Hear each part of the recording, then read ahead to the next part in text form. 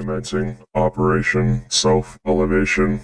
As we will see in these comics, Starscream, being the spawn of a glitch that he is, will continue to take 2 steps forward and 1 step back, but in the end of all things, he makes the right choice and elevates his character arc, something that I wish the hosts of this podcast would do, but I suppose that is a lost cause. Now, let me hack into the radio waves for your own amusement.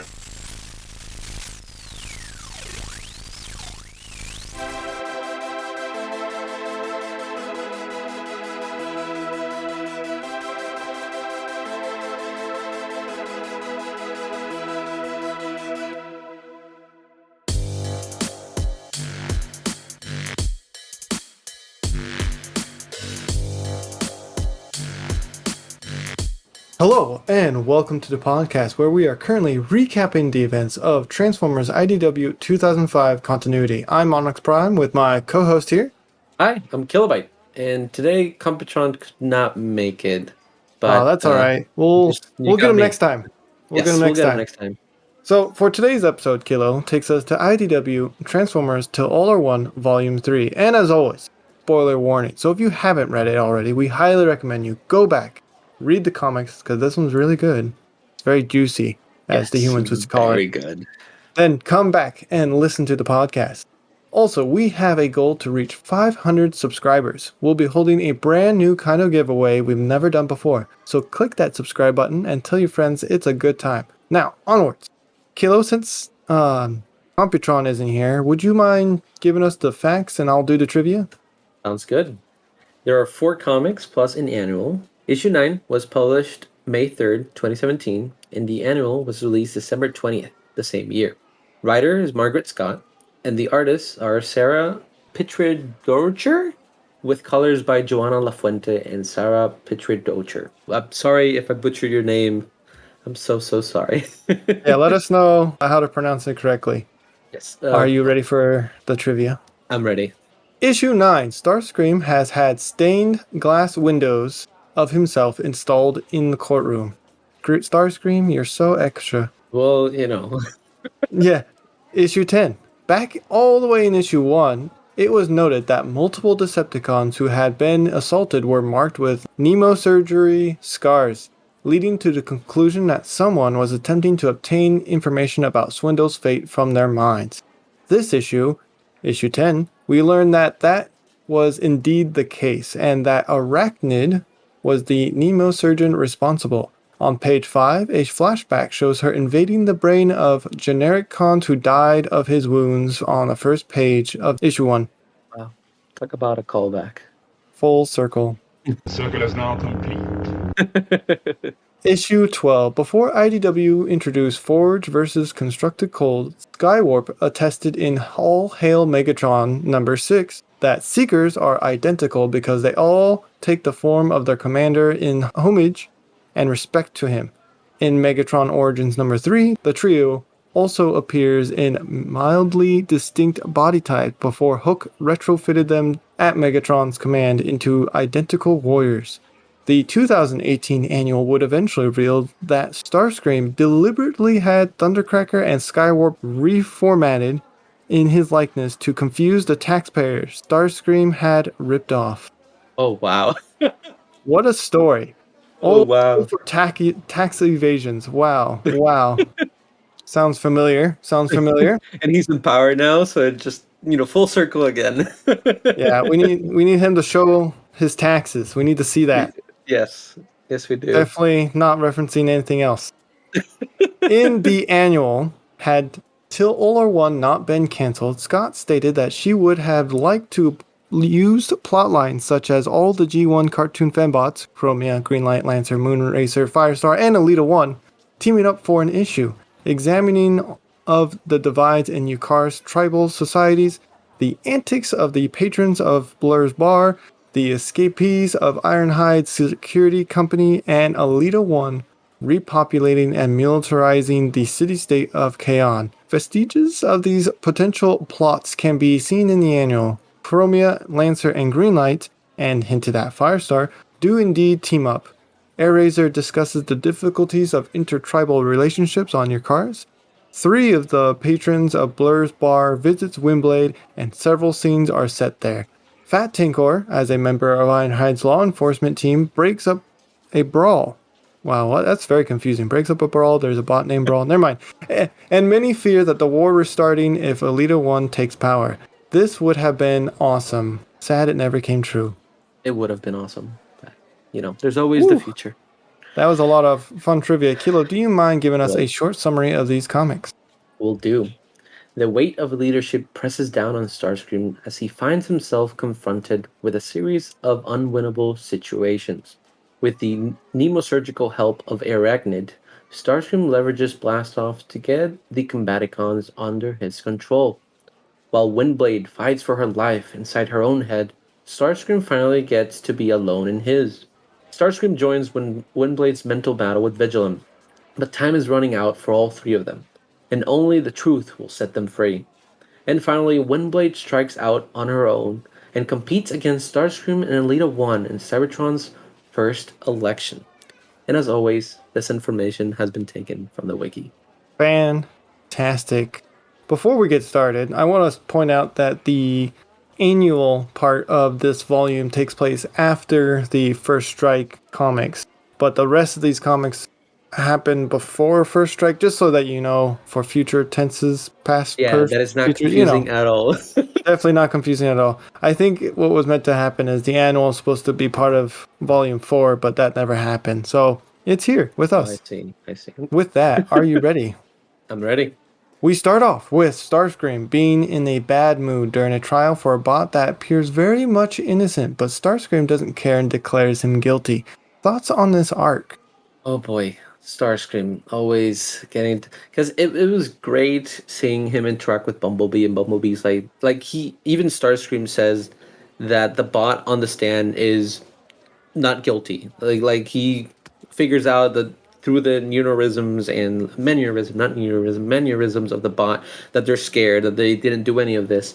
And while talking with with Bumblebee and all the other members of the council, things come up, and he's like, okay, I just gotta choose my battles. And he's like, okay, you're guilty. We'll do this with, we'll help you free Chromia, and then we'll do this over here. We'll just keep it a secret. And I'm like, no, Starscream, you're doing worse. Yeah, he's digging a hole, as the humans would say, right? Yes, the humans say a lot of things. I love Bumblebee in this volume. He just did amazing. Yeah, peak Bumblebee attitude throughout these comics. What was your thoughts when Elita 1 spins the story to Cybertron like she was going to help when the Titans attacked, for political gain, when she was saying the whole place could burn before she would help? That was very, very interesting because, she was all against having Vigilum transform, freeing Leech Maximo. And then she's like, oh, no, it's all part of my plan. I'm like, wow, Starscream, we have another Starscream trying to go get power. But I do like this version of Elita because she's trying, like, it's more of a ruthless Elita. And I really like seeing that, like, this twist on the character. I do too. So, Kilo, what is the real reason Elita 1 gave why she left or withheld information, the history of Leech Maximo and such? Well, Elita feared that the followers of Leech would try to free him and, attack their ship.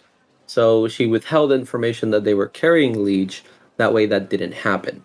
Because, yes, you can tell the population, and some of them were like, yeah, perfect, he's trapped, he can't do anything. But then there's always those that are like, no, I revere this Prime, and they must be free. I want them to do what their goal was long time ago. So it was a double-bladed sword that was like, some of them will feel at ease that he is in prison, but others will try to take advantage of that.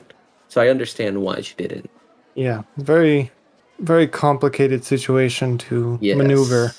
Yes, and I don't want to say that they're similar, but we could see, kind of Starscream and Elita having to lead their people and have to keep secret from all of them. I know though the ones in Carcer or Vigilum knew of Leech Maximo, but then, you got to be careful with all the colonies and all of that. So it's a little bit complicated, and so Keeping secrets is not good, kids, but No, do not. But uh, it not sometimes is every case scenario is perfect, and we won't yes, elaborate anymore on that because we don't want to be held accountable. yes. But Kilo, how did you feel about Dead Bee's advice to Starscream and thoughts and Starscream's actions afterwards, like declaring the badgeless guy guilty, setting Chromia free on one condition, and actually keeping Alita One's secret about Leech Maximo? I, I really liked when Bumblebee's like cut it out, and he just kind of like snapped at Starscream, and he's like, "What are you Mhm. doing? You're." And I really like that scene, and I feel like it's Starscream trying to tell himself that, because Mhm. again, this is Bumblebee inside his brain module, so it's just him trying to make himself be better, and he always resorts to his traditional way. But I'm not surprised he decided to go with the easiest answers in some cases. Like, Yeah. branding this batch list the one at fault was like, yeah, that way the population is happy, we're done with this, and I can move on. With the Elita is like, yes, I have my own secrets, might as well try to do this because it'll end up bad for me. And freeing Chromia is like, also will be bad for me if they tell that if I lose my combiners, if I give it to the Mistress of Flame. So he wants that power, so he just had to give in that way. So Starscream is not having a good time leading No, Cybertron. no, no, it's not. It's not a good time at all. So many enemies. In our next issue, we get introduced to Arachnid, who is working with Starscream, and I absolutely love her design. It's based on the Transformers Prime design, but why, Kilo, are they here? I love this design as well, and I like the little backstory linking her with Black Arachnia and the Fate Weavers. But they're here because Arachnid is trying to help the Combaticons, and Starscream needs the Combaticon to protect him, so that he wants his personal bodyguards. And the only way to do that is to a little bit of nudging through Arachnid's Nemosurgery abilities to convince them that they've always been guarding Starscream, that they don't hold any grudges against him, that he's been doing his best to save Swindle, that he did not shoot Swindle, and he needs one of them to convince the others, and that way the memory impulses, not impulses, but the nudges that they've been doing stick, because the nudges are not perfect, because one of them eventually will be like, I don't think this is how it happened, and it'll break. So they use Blastoff to convince the others, and the only way Starscream gets Blastoff to do that is by having Onslaught have finally notice that Blastoff likes him. So, what was your thoughts on all that? First, it caught me off guard that Blastoff has feelings for Onslaught, because I always saw them like they were kind of like a team. There's multiple teams, but I felt like they were kind of like a band of brothers in a way, and they were working together because this is all they've done and all they've known through their life. And so at first, when I was reading it, because it's a memory, it's inside of Blastoff's brain module where Starscream tries to convince him, because they're all shut down because of the combination. At first off, it felt like a little bit of a fanfic, like they were trying to get these two favorite characters of theirs hooking up. And after I read it, I'm like, yeah, I could see it. I guess there were some hints in the previous one when Blastoff was trying to protect Onslaught, Yeah. and I'm happy for them, but I feel like changing somebody's memory so that they notice you is not going to end well for them. Yeah, sounds familiar. Like a Rise of the World Killers scenario, but who knows? Who knows? So let's check in on Windblade, who is currently unconscious, fighting for her life, battling internal struggle with the mind of Vigilum, who downloaded himself into her body. Any favorite scenes or parts that stand out to you? Because I really enjoy the entirety of this arc. Like the beautiful versions of artwork of Windblade and Vigilum shape-shifting in her mind. Like it's very gorgeous because like they can show different forms of themselves, and it's really, really beautiful. Yes, I loved it all, especially because we get to see Windblade from like I don't want to say a child, but she loses her crest at one point and eventually kind of grows. So it shows her transition as she became a city speaker and all the trouble she went on Caminus to gain that role. And I really like it. And at the end, she has this beautiful armor with gold and ribbons, and it looks amazing. She has RC's blade from the Combiner Hunters Oh yeah. series. So I was like, whoa, because it kind of switches between panels. I'm like, whoa, how did you get this sword? But and then I figured out, this is all on their brain, so they can kind of Yeah. modify it as they see fit. But I It's in the love mind Vigilum. space. Yes, it's in the mind space, and I like Vigilum changing into Windblade and kind of showing like a darker side of her and trying to convince her like that we're the same, we're trying to do the same goal, and they're fighting. It was beautiful. Like all of the interactions as they fight one another was amazing. Yeah, it kind of reminds me a lot of the War Star movies, that Cave of Evil, where you I see. face yourself, where the guy Luke went in there and he fought asthma guy, but it was him the whole time. I don't. The I guy. have to watch those movies again. Apparently. Anyway, very scary but beautiful at the same time. One question real quick. Is Vigilum a city speaker, or did he just get the markings because of Windblade, as he's just kind of like in her? Because he takes a different form than the one we Yeah. see in his Titan. So I don't know if this is just like him I think it's mixing with her memories. Him mixing with her memories. Okay, I see. Okay. Yeah. Cool. I like it anyway. Yeah. Absolutely gorgeous. Let's take a quick ad break. Hey, Computron, you look tired. You doing okay? No, just running low on fuel. I really wish there was a small drink that can give me the boost I need to finish the day. There is, and you're in luck. It's called K-Juice, a new exciting Energon drink that will give you the boost that you need to finish the day strong. Here, have one. Thanks, Onyx. That hit the spot. Just what I needed. Purchasing K-Juice, you agree to the following terms and conditions. K-Juice Corp is not responsible for any possible Wait, crimes contained inside what's the in the juice box or box? any mischievous gaming plans that may arise after Onyx? consumption. Other side effects may include Onyx? mouth moving faster than the brain module, spontaneous outbursts, random blackouts, What in and other Primus's electrical name did you malfunctions. give me?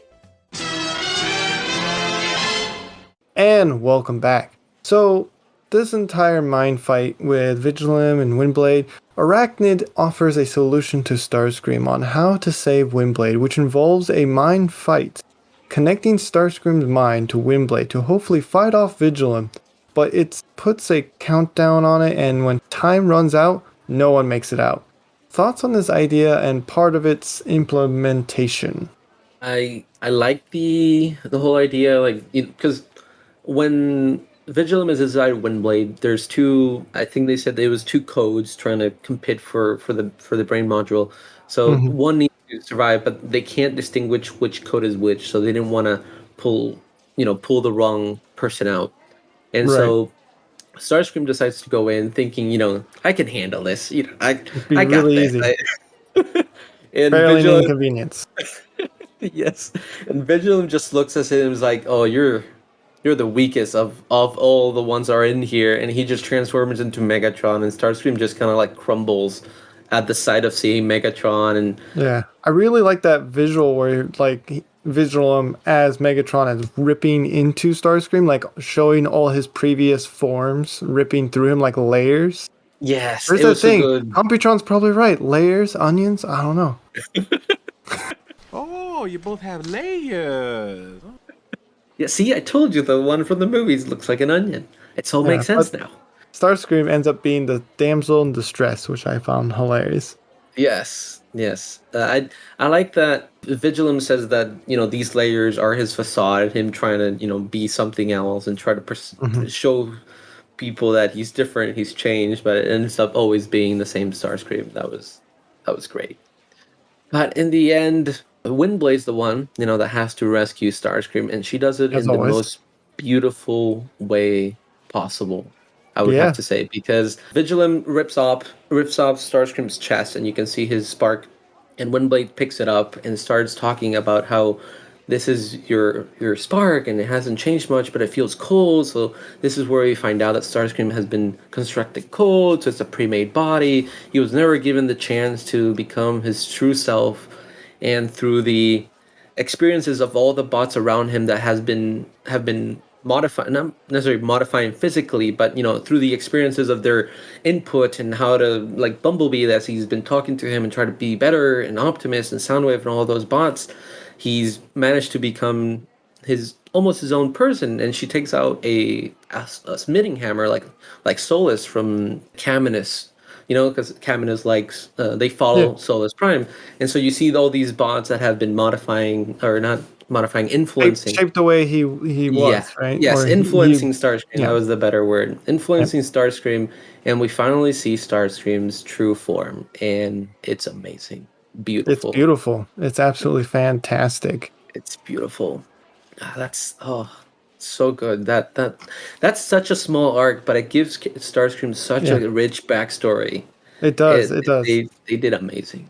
Fantastic. Full hands clapping, encore, all the works. Yes. So they defeat Vigilum, and they are able to separate, and that's kind of how this concludes.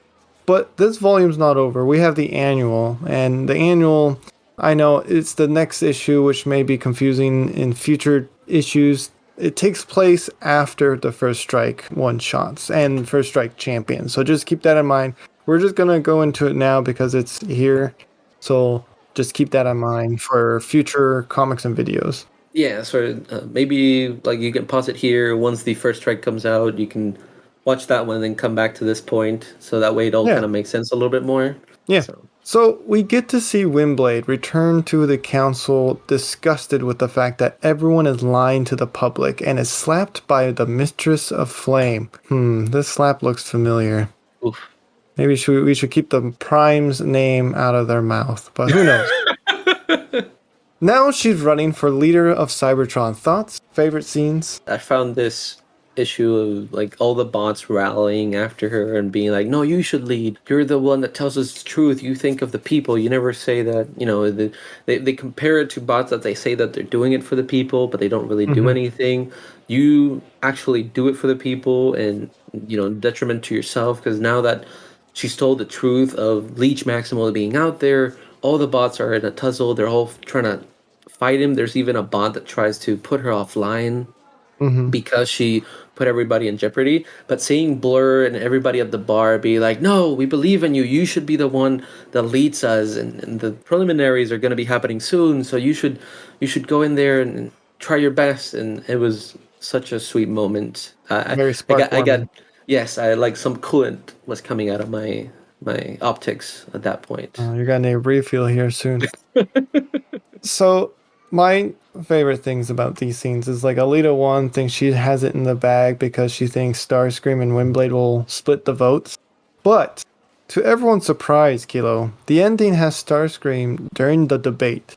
The debate that is the final debate, and confesses to everything terrible he's ever done live on TV, which then causes Windblade to win the elections. Thoughts? I was not expecting Starscream to do any of that. Because at this point, Rat Trap gave Windblade a little suitcase with everything that Starscream has done, and she, read through it, and she threw it at Starscream. And the first thing he does as she leaves, he's like, okay, we got to comb through this, and this is talking to Bumblebee. We got to go comb through this and find a mistake somewhere, and if one falls, everything else cannot be questioned, really, because, this one has a fault. Yeah. And as soon as the final debate happened, and he said, "This is what I did. I'm sorry." I'm like, "Oh, he did it." It was. He finally was thinking about the people and not himself, which is a very nice character development and arc for him to end on here, which is great because like he knows if Alita wins, it's just gonna be a Megatron situation all over again. So he finally did it for the people. Yes, it was amazing. Absolutely wonderful. Is there anything else you want to mention that we haven't covered? I love the ending of it all because after Windblade wins a bit, gets her office, Ironhide comes in and shows her a data pad with Starscream's information and like, ready to be in prison. And she just needs to press a button to make it all happen. She decides to talk to Starscream, and she brings him a little present, which is like a hologram of his true form out there. And he has this almost happy smile, or like it's not really a smile, but you can kind of see that he's come to term that he needs to be better, and like this will help him. Like he did the right thing. Yeah, it was so good. It's very good. So good. So let's go ahead and move to Rod Star rating. I'm going to come out of the bat swinging. Is that how the humans say? Out of the gate swinging? Yeah, out of Sure. the gate, out of the gate. 5 stars from me, hands down, no questions asked. It's well developed, well done everywhere. Yeah, I will have to do the same 5 stars. It was so good. Like just the little arc with individual him, and we getting that huge backstory for Starscream and seeing his true form, and it was just small pages, right? It was like maybe like 5 pages long when we go through from Windblade picking up his spark to really see him and kind of understanding where he comes from. It was so strong, just those 5 pages. Oh, this whole Very story was strong. so good. I'm sad that it got canceled. There's no reason. I'm Yeah, sure same. there's a silly More. reason. Of course, it's always a silly reason. But listeners, what did you think of these comics? How many Rod Stars would you give it? Let us know by leaving a comment below. If you are interested in getting in contact with us, you can send us an email at swervesbarpodcast@gmail.com. That is SWERVESBAR podcast@gmail.com. So, Kilo, Yes. I think I know what you're going to ask me. any new toys? I fool him every time. That was not what you were going to ask. Stay on your toes, bud. You got me. You got me. I just recently got the Legacy Alita toy, and I really love it. This has to be my favorite Alita toy ever that I've gotten. Not that I've had many before, but I really love this design that they did for her, and like it just looks so cool. I've been messing with it nonstop since I got it. Fantastic. Can't wait to see it in person. I recently got the Mastermind Creations, I believe, Deathosaurus, the IDW version, that is. And it is Ooh. absolutely amazing. It's a big boy, and he's in the right height size class for the Planet X Caucus, and then the Oh. other third party Optimus Prime IDW that I have. And it works really well. I Nice. enjoy this figure. I haven't transformed him yet, but I gotta figure that out. Cool. Oh, I gotta go see it then. Yeah. Kilo, can you tell us about your Twitch? There it is. Yes, I've been streaming on a platform on Earth called twitch.tv, and my channel name is Kilobyte Prime. So if you go search twitch.tv/Kilobyte Prime, you'll be able to find my channel there. And I've been streaming a lot of fun games. Recently was Cult of the Lamb, and hanging out with Onyx and some of our other friends, and just having a blast. So if that's something you seem interesting and you just want to hang out, talk with us, and enjoy some gameplay, you are welcome to stop by at 8 p.m. Pacific Standard Time, Tuesdays and Thursdays. And if you want updates to the schedule, you can follow me on Twitter at Kilobyte Prime to stay updated on that. Yeah, give him a follow. Yes, Are you ready for Transformers Optimus Prime Volume 2? I'm ready. Fantastic. If you've enjoyed this episode, consider sharing it with your friends and subscribing.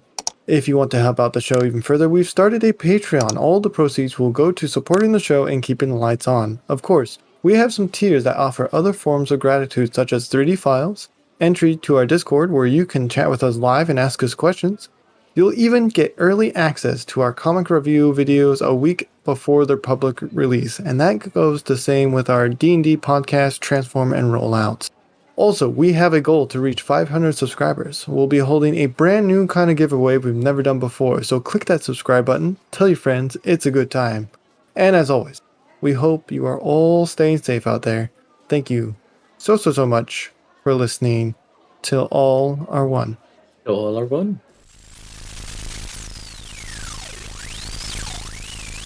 Follow us on Facebook and Instagram at Swerve's Bar Podcast. You can also find us on Twitter at Swerve's Bar. If you are interested in more content, try checking out the spin-off of D&D series Transform and Rollout, the second and newest season titled First Stand of the Wreckers, with a brand new DM, a different story, and from what I hear, a better pilot episode than the last series.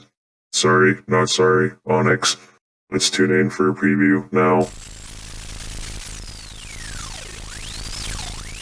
You have the 10 energon cubes for emergency. That's all they gave you. Emergency, and this is worth more than 10 energon cubes? No, it's just 1 energon cube and 50 Shanix. Okay, just use one of the work expenses. This Write is it not off a on the work tax expense. audit. Do it. Absolutely. No. If it makes Borg happy, I see why not. Where's the money? Give me. So Or Borg we'll buy buy the booster seed no, But Yeah, who has the We'll work buy the- expense? Lapis does.